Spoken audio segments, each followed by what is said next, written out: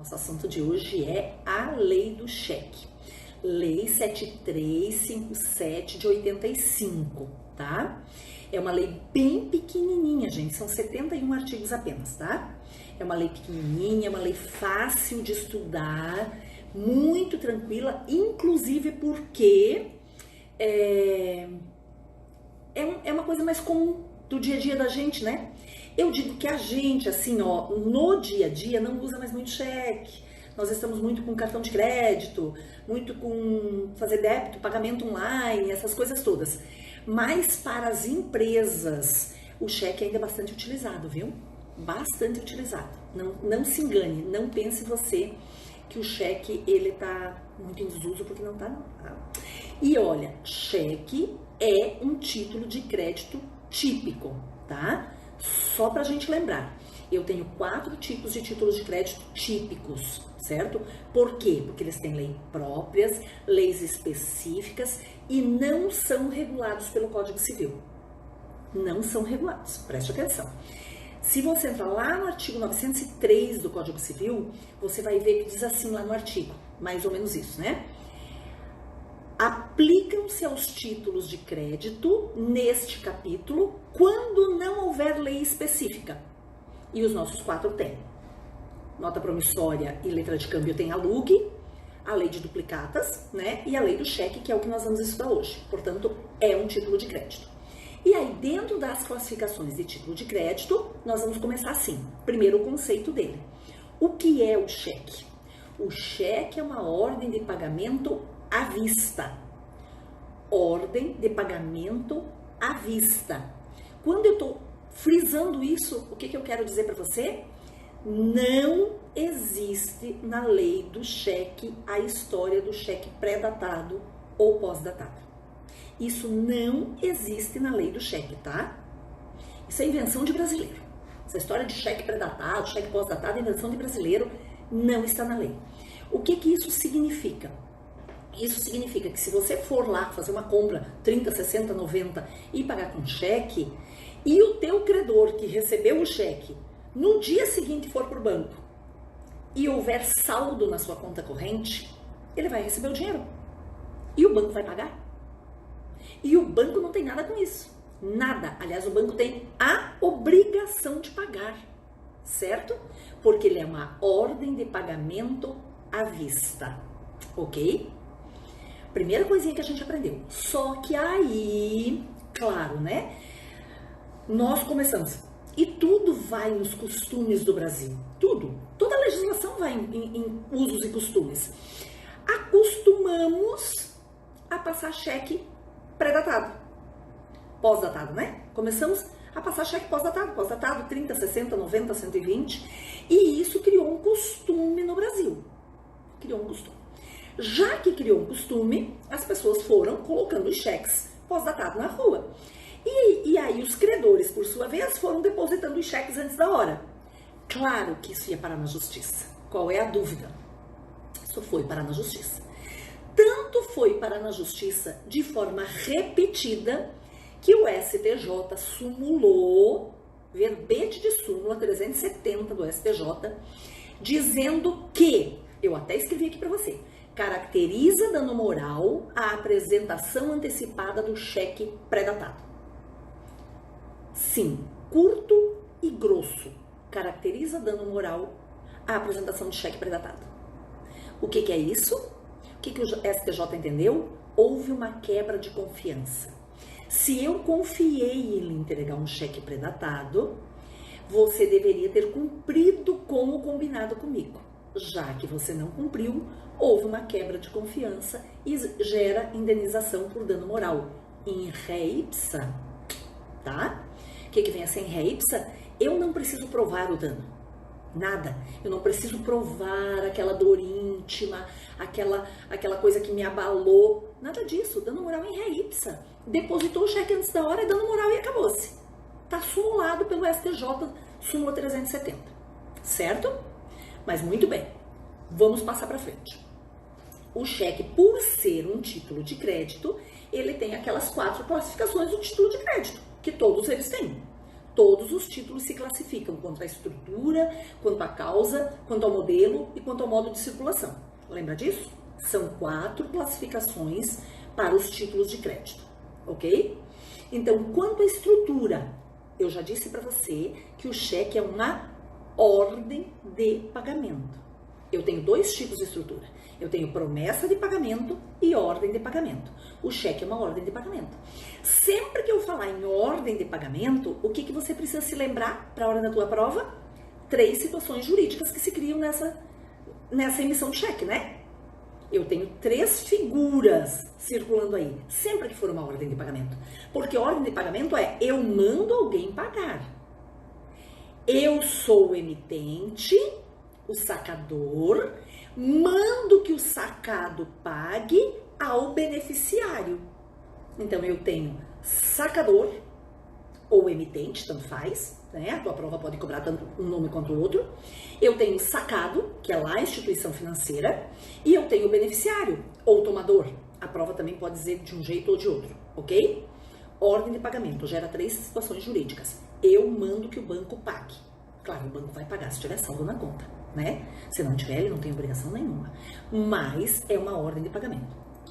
Segunda classificação, quanto à causa. Ele precisa ter uma causa? O cheque é um título de pagamento não causal. O que isso significa na prática? Na prática e na prova, tá? Ele se desvincula totalmente do negócio jurídico que deu origem a ele. Totalmente. Quem está com cheque na mão não precisa de jeito nenhum provar por que esse cheque está na mão. Ele se desvincula do negócio jurídico que deu origem a ele. Ele é um cheque abstrato, ele se abstrai, ele sai e pode circular à vontade. Então, ele é um título não causal. Próxima classificação. Quanto ao modelo do cheque, quanto ao modelo deste título de crédito. Os títulos de crédito, eles podem ser vinculados ou livres. O cheque é vinculado. O cheque, ele tem aquele modelo. O que muda no cheque? A marca do banco e a cor, mais nada. Até a gramatura do papel é igual, ele é emitido lá pelo Banco Central, ele vai constar tudo, o cheque é igualzinho, lá em cima, o número do banco, o número da agência, o número da conta, o número do cheque, os códigos do banco, o valor por extenso, pagar a quem, a ordem, de que jeito, data, assinatura, igual em todos os cheques. Todos. Então, ele é vinculado. E aí, a última classificação é quanto à forma de circulação. O cheque, ele pode circular ao portador, nominativo a ordem e nominativo não a ordem. Você sabia que o cheque pode ser riscado e ser escrito não a ordem? Pode sim. Pode ser riscado e escrito não a ordem, tá? O que isso significa? Quando eu tenho um cheque ao portador, qualquer título ao portador, significa o quê? Quem está com ele na mão é o proprietário. E ele circula pela simples tradição. Entregou na mão do outro, mudou de proprietário. Certo? Agora, quando ele é nominativo, ele está nominativo a alguém. Ele está nominativo a Rosângela Kemp. O cheque é dela. Não é verdade? E se a Rosângela Kemp quiser transferir esse cheque, o que ela faz? Endossa. Endossa e põe o cheque em circulação. Não tem problema nenhum. Ok? Agora, se eu não endossar, ele é nominativo a mim, só eu vou no banco receber. Não é verdade? Mas se eu endossar, ele se transformou no nominativo a ordem. Se você pegar um cheque na mão, você vai ver que além de ter o nome da pessoa para você colocar, no finalzinho diz ou a sua ordem. O que significa? Essa pessoa pode endossar o cheque. Ela pode dar ordem para outra pessoa receber. Mas ele também pode circular como nominativo não a ordem. O emitente do cheque vai ali onde diz ou a sua ordem e coloca não a ordem. Ele pode fazer isso? Pode sim. Pode, a lei de cheque permite. E aí, se ele fizer não a ordem, como é que funciona para o título circular? Cessão de crédito. Isso mesmo. Aí ele circula não com um título executivo extrajudicial. Ele circula com uma cessão de crédito. Eu estou cedendo o meu crédito e aí, se a pessoa quiser receber o valor, se o banco não pagar, ela vai ter que entrar com processo normal de conhecimento, porque é uma cessão de crédito e não é um título executivo extrajudicial. Beleza? Já sabemos a classificação. O que mais que nós precisamos saber? Que é muito interessante, tá? A gente já sabe, porque a gente já aprendeu em outras aulas, e nós estamos estudando título de crédito tem um tempão, que se houver... Essas aulas são para colocar um conhecimento um pouco a mais, tá? Nós já sabemos que se houver diferença entre o valor escrito em algarismo e o valor por extenso, vale o valor por extenso. Isso a gente já sabe. Agora, você sabia que se houver diferença de valor, se a pessoa escreveu 2 valores diferentes em algarismo ou 2 valores diferentes em extenso, vale o de menor valor? Vale o de menor valor. Vai que a pessoa, por qualquer razão, escreveu 10 mil reais. Aí ela disse, eita, não é 10 mil, é 8. Fez ali e escreveu do lado, 8 mil. O cheque perdeu o valor? Não, só que ele vale só 8 mil. Ele vale de valor menor, sempre, tá? Se for escrito 2 vezes. Se for escrito só uma só, em algarismo e por extenso, e houver divergência, vale o extenso. Agora eu quero que você preste atenção, porque agora a gente vai falar dos prazos do cheque. E os prazos do cheque, eles têm algumas peculiaridades. Nós vamos falar daqueles comuns que você já conhece e vamos fazer o nosso plus, né? Para um conhecimento um pouquinho maior. Prazo do cheque. Eu tenho 2 prazos, um no artigo 33 da lei do cheque e um no artigo 59. O prazo do artigo 53 diz o seguinte, tá? O prazo de apresentação do cheque. O que significa prazo de apresentação? É o prazo que eu tenho para levar o cheque no banco. Eu recebi o cheque hoje é dia 19 de maio de 2020. Estou falando com você de Fortaleza, no Ceará. Se no dia 19 de maio eu recebi um cheque e esse cheque for daqui do município de Fortaleza, dentro da mesma praça significa mesmo município, eu tenho 30 dias para levar esse cheque no banco, para fazer a apresentação dele, tá? Agora, se eu receber um cheque aqui em Fortaleza hoje, e esse cheque, quem me passou foi o Rodolfo lá de Curitiba, eu tenho 60 dias para levar esse cheque no banco, certo? Porque ele é de praça diferente, município diferente ou país diferente. Então, esse é o prazo do artigo 33, prazo de apresentação. 30 dias da mesma praça, 60 dias de praça diferente. Mas aí o 59 vai falar do prazo prescricional. O prazo prescricional tá no 59 e ele será de 6 meses, tá? 6 meses. Só que o que eu quero que você saiba? Vai, Rodolfo, mandei o cheque de Curitiba para cá, antes. Ó, o que eu quero que você saiba? Deixa eu me concentrar. O prazo prescricional é de 6 meses. Mas quando que começa a contar esse prazo de 6 meses? Quando terminar o prazo de apresentação. É essa a pegadinha da sua prova. É essa pegadinha, tá? Porque a banca não coloca isso e deixa o teu item errado. E você não vai cair nessa pegadinha.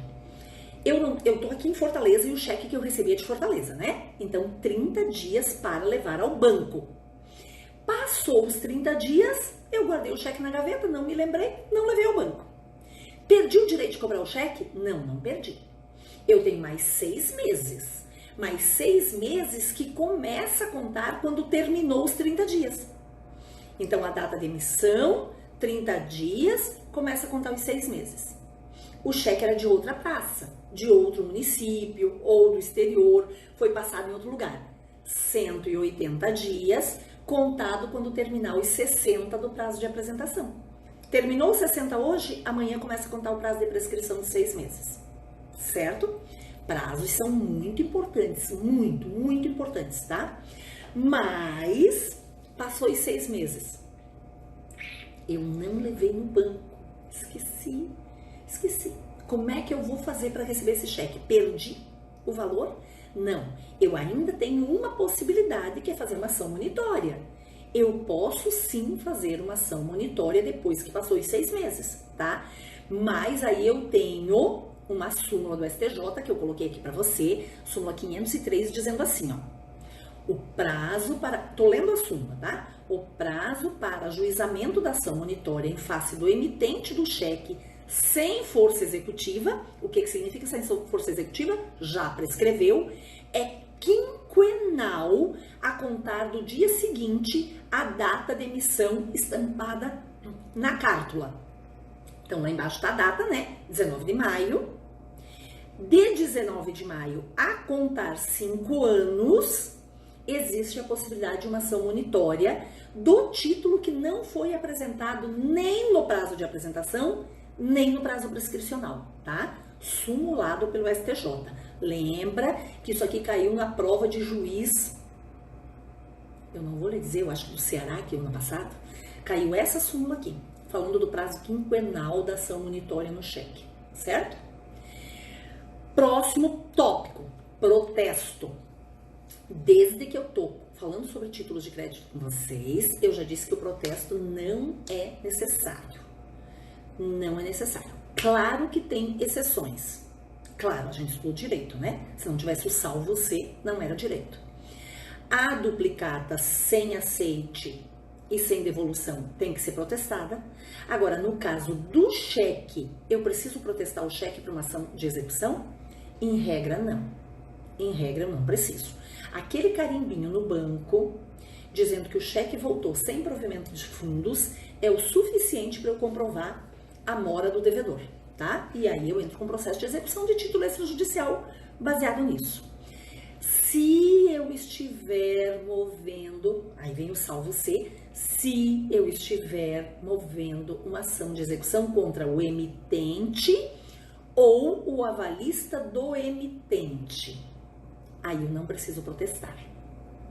Agora, se eu quiser mover uma ação contra o endossante ou o avalista do endossante, aí eu tenho que protestar. Mas isso é lógico, você vai entender por quê. Porque se eu for mover uma ação contra o endossante, como é que o endossante vai saber que esse cheque não foi pago? Ele não tem bolinha de cristal, ele é só o endossante, ele nem sabe se o emitente tinha saldo ou não tinha saldo na conta dele, não é verdade? Então, para que eu coloque o endossante em mora e os avalistas do endossante em mora, eu preciso protestar, porque eu dou conhecimento a eles que o cheque não foi pago. Então, essa é a condição do protesto do cheque para execução, certo? Agora, também já foi absolutamente pacificado no STJ que se eu tenho uma conta conjunta, a conta é conjunta, quem emitiu o cheque não pagou o cheque, o banco vai negativar nos órgãos de proteção ao crédito. Inclusive está na lei do cheque, viu? O banco tem a obrigação de negativar, certo? Agora, se a conta for conjunta, o banco não vai negativar as duas pessoas não, viu? Ele vai negativar aquele que assinou o cheque, o que emitiu o cheque, certo? Muito bem. Vamos para o próximo tópico. Eu fiz uns 8 ou 9 tópicos para eu não esquecer de nenhum deles, tá? Agora nós vamos conversar sobre cruzamento de cheque. Você sabe o que é cruzamento de cheque? Claro, né? Só aqueles 2 risquinhos que a gente vê no cheque. Pegou o cheque, fez 2 risquinhos. Isso é cruzamento, pronto. Para que serve? Eu tenho alguns tipos. Essas aulas são para melhorar um pouquinho o nosso conhecimento, né? Eu tenho alguns tipos de cruzamento. Mas, em regra, geral, o cruzamento serve para quê? Para que o beneficiário do cheque não possa ir lá no guichê do banco, que a gente vulgarmente chama de boca do caixa, né? E sacar o cheque. Porque quando o cheque não está cruzado, eu posso ir lá na boca do caixa e sacar o cheque. Lembrando você que desde julho de 1994, faz muitos anos isso, eu só posso sacar diretamente no guichê cheques com valor inferior a R$100. Se ele for superior a R$100, eu não tenho como sacar na boca do caixa. Eu sou obrigada a passar por uma câmera de compensação via depósito bancário, tá? Mas o cheque, teoricamente, pelo que tá na lei, né? Se ele não tiver cruzado, ele me dá autonomia de ir no guichê do caixa e sacar o dinheiro. Isso é o cruzado, só aqueles 2 risquinhos. Mas eu posso ter um cruzamento para crédito de. Como é que isso funciona? Eu devia ter trazido um cheque aqui, tá? Devia, mas não trouxe. Não trouxe, eu vou fazer assim. Faz de conta que isso aqui é um cheque, tá? Faz de conta. Cruzei o cheque. Isso é só um cheque cruzado, tá? Só 2 risquinhos na ponta do cheque. Só diz o seguinte: não pode ser sacado na boca do caixa, vai ter que ser depositado, ok? Mas eu posso escrever dentro desses risquinhos para Rosângela Kemp. Sabe na conta de quem que vai ser depositado? Na conta de Rosângela Kemp. Vai estar escrito assim, ó, para Rosângela Kemp. Isso se chama cheque cruzado a crédito de, só para aquela pessoa, certo? Mas eu posso ter dentro desse cruzamento, fazer um cruzamento especial ou específico. Eu posso dizer em que banco vai ser depositado, eu posso dizer em que conta vai ser depositada. Dentro desse cruzamento, eu sou livre para escrever essas coisas. Se for só os 2 riscos, vai ser depositado na conta de quem eu quiser. Se eu escrever para crédito de e o nome da pessoa, só no crédito daquela pessoa. Se eu escrever para crédito no Banco Alfa, só no Banco Alfa. Se eu escrever para crédito no Banco Alfa na conta 1620, conta tal, só naquela agência, só naquela conta. Cruzamento especial, tá? Muito bem. Deu para entender? Agora nós temos uma outra coisa para aprender, um outro tópico. Depois que eu transferi esse cheque já está em circulação, tá? Já passei, isso é emitente do cheque, já está em circulação. Eu posso não pagar o cheque, eu posso ir lá no sacado, que é o banco, a instituição financeira, e dizer para o banco não pague o cheque? Posso, de 2 maneiras, tá? Eu posso fazer uma contraordem ou uma revogação do cheque, ou eu posso fazer uma sustação do cheque. A gente, em regra, pensa que é a mesma coisa e não é. Contraordem ou revogação e sustação são coisas totalmente diferentes, tá? Olha bem, presta atenção pra você não esquecer mais. Quando eu digo que eu estou dando uma contraordem ou revogação, porque na hora da prova pode aparecer qualquer um dos 2 nomes, quem vai fazer essa contraordem é só o emitente, quem emitiu, o devedor do cheque originário, e só depois do prazo de apresentação. Passou aqueles 30 dias, que era da mesma praça, ou passou aqueles 60 dias, que era de praça diferente, e o cheque não foi para o banco, eu, como emitente, posso chegar lá no banco e dar uma contraordem. Dizer, olha, quando esse cheque chegar aqui, não pague mais. Vou lá justificar as minhas razões. Olha, eu não quero mais deixar o dinheiro disponível, eu não tenho a obrigação de deixar o dinheiro disponível, porque o prazo de apresentação já passou. Esse cheque eu não sei onde está, eu quero que a pessoa me procure quando receber. O motivo não importa, desde que eu aguarde o prazo de apresentação e aí eu, próprio emitente, vá no banco e dê a contraordem. Só eu. Agora, a sustação do cheque, aí já é uma outra coisa.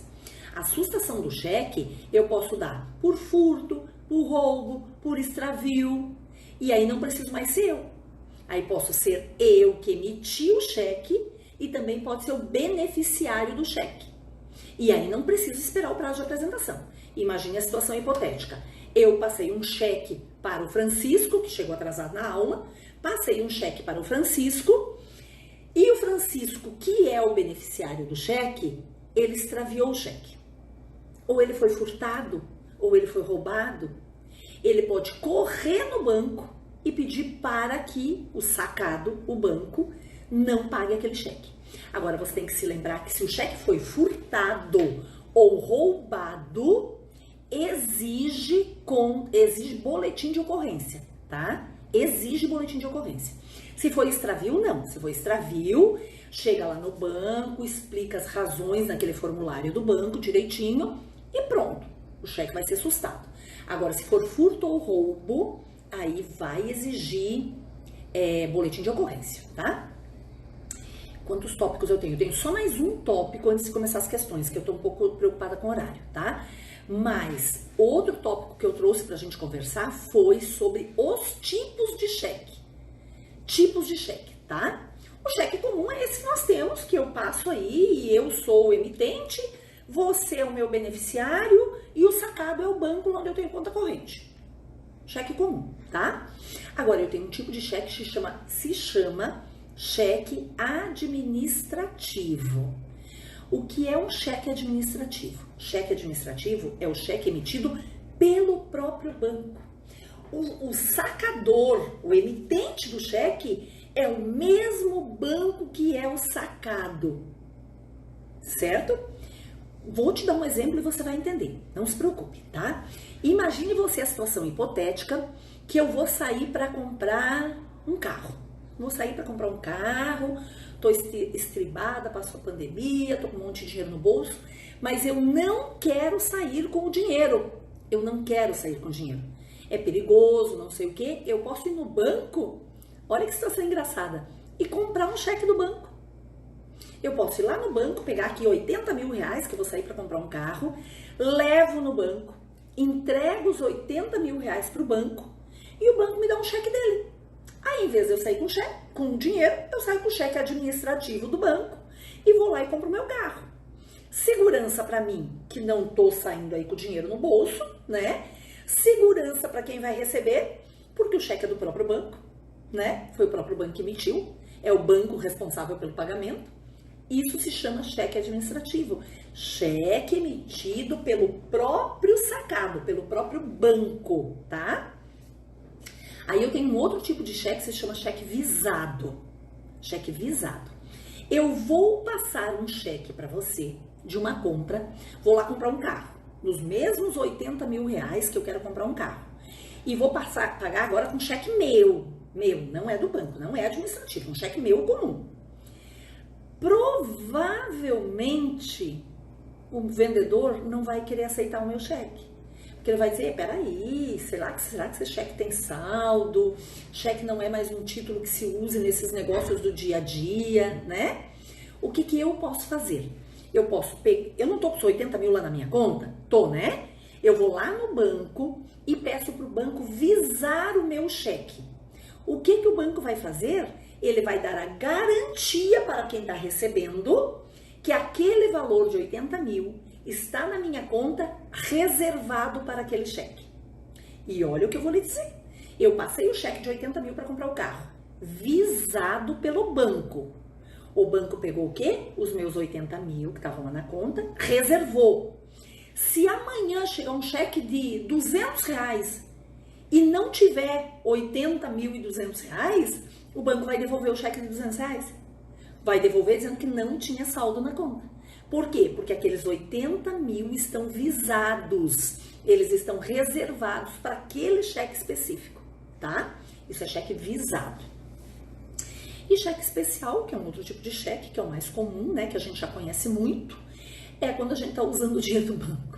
Não use, por favor, porque são assim umas taxas módicas, simbólicas, de tipo uns 14% ao mês, 15% ao mês, entendeu? Assim, uma coisa bem simbólica, né? Módica, bem simbólica.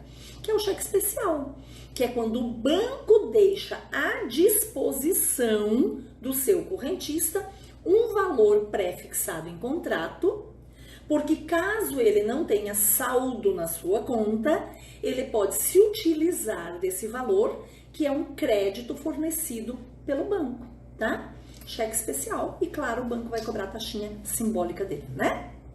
Beleza? Aprendemos um monte de coisa sobre cheque, né? Eu fiz um monte de tópicos das coisas que eu achei mais importantes. Eu disse pra você que a lei de cheque é uma lei bem pequenininha, bem fácil de estudar. Muito, 71 artigos, super fácil de estudar. Mas por que eu peguei esses tópicos? Porque vocês sabem que eu estou respondendo muitas questões a respeito e eu respondo com vocês aqui. Então eu fui atrás das questões e achei que era justamente esses tópicos que são cobrados, tá? E o que mais que eu percebi? Não importa o tipo da questão. Pode ser para juiz estadual, que é o que eu tenho aqui. Eu tenho 2 questões de juiz estadual. Questão de OAB, não importa. É letra da lei. Letra da lei, tá? Quer ver como é que é cobrada a letra da lei? Vou na primeira questão agora, tá? Eu tenho uma questão que tem um enunciado maluco de grande com uma resposta super simples, tá? É a única questão que eu trouxe para vocês que não é letra da lei, tá? Vamos lá. Inocência adquiriu um aparelho de jantar para sua nova residência em uma loja de artigos domésticos. A vendedora, uma sociedade limitada empresária, portanto uma loja, recebeu um cheque cruzado emitido pela compradora e se comprometeu a não apresentar ao sacado, ao banco, antes do dia 10 de janeiro de 2019. Em 13 de dezembro de 2018, exatamente uma semana após a compra, Inocência verificou no extrato de sua conta corrente bancária que o cheque em referência já havia sido apresentado para pagamento e foi devolvido por insuficiência de fundos. Não tinha saldo. Em decorrência da apresentação antecipada ao sacado, sobre a apresentação de cheque pós-datado antes da data indicada, como sendo a demissão, com base na jurisprudência pacificada, assinale a afirmativa correta. Caracteriza dano moral? Era a letra A? Pronto, tá aí o nosso item. Caracteriza dano moral. Claro, súmula 370 do STJ, que diz que cheque é uma ordem de pagamento à vista, claro, portanto não tem problema, o banco vai pagar, mas caracteriza dano moral em ré ipsa, já falei isso para você, né? É a apresentação antecipada do cheque. Mas por que que na questão eu frisei que o cheque foi devolvido por insuficiência de saldos? Para você prestar atenção no que eu vou lhe dizer agora. Gera dano moral independente de ter sido devolvido ou não. Mesmo que tivesse saldo, mesmo que o banco tivesse pago esse cheque, ia gerar dano moral do mesmo jeito, tá? Do mesmo jeito, não importa se foi devolvido ou não foi devolvido, certo? Como eu quero responder um monte de questões, as outras, a letra B, C e D, todas diziam respeito à mesma coisa. Não podem ensejar qualquer indenização, errada porque pode, conforme a súmula 370. Letra C, pode ensejar apenas dano material? Não, enseja dano moral, quebra da confiança.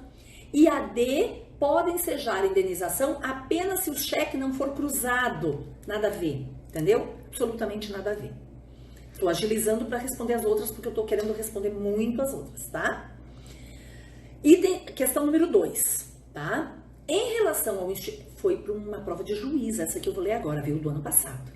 Em relação ao instituto do cheque, é correto afirmar, letra A, feita a indicação da quantia em algarismos e por extenso, prevalece esta, no caso, a por extenso, se houver divergência. E indicada uma quantia mais do que uma vez, seja por extenso ou seja por algarismo, prevalece no caso de divergência a indicação de menor valor, viu? Claro que o item C está certo, o artigo 12 da lei, cópia literal do artigo 12 da lei, tá? Mas por que que eu trouxe? Cobrado em juízo estadual do ano passado, e a gente sempre sabe que se o algarismo for diferente do extenso, vale o extenso. Mas nós temos que saber também que se houver divergência entre os algarismos ou entre o extenso, vale o de menor valor. Artigo 12 da lei. Por que que B está errado? Pago o cheque depois do protesto, pode esse ser cancelado a pedido exclusivo do credor, mediante arquivamento do original do título com a perfeita indicação de sua quitação pelo credor. Tá errado, por quê? O que a questão queria dizer de você? Artigo 48, parágrafo 4º da lei do cheque, tá? O que a questão queria dizer? O cheque não foi pago, certo? E ele foi protestado. Quando o cheque foi protestado, a questão está dizendo que ele foi pago só depois de ter sido protestado. Então, o cheque não foi pago no vencimento e foi protestado. Depois de protestado, o emitente já estava lá no Serasa, já estava lá negativado, ele foi atrás do seu credor e pagou o cheque. Aí a questão está dizendo que a única pessoa que pode cancelar o protesto é o credor? Claro que não, é lógico que não. Se o devedor está com o cheque original na mão, Porque eu tenho, pelo princípio da cartularidade, a obrigação de ter o original na mão, lembra disso? O devedor vai lá no cartório e diz, ó, tá aqui o cheque, já paguei, quero cancelar o protesto. Basta isso, tá? Ah, e se o cheque foi extraviado? Se nem o credor e nem o devedor tem a cártula, o cheque em mãos, como é que cancela esse protesto? Carta de anuência. É esse o nome.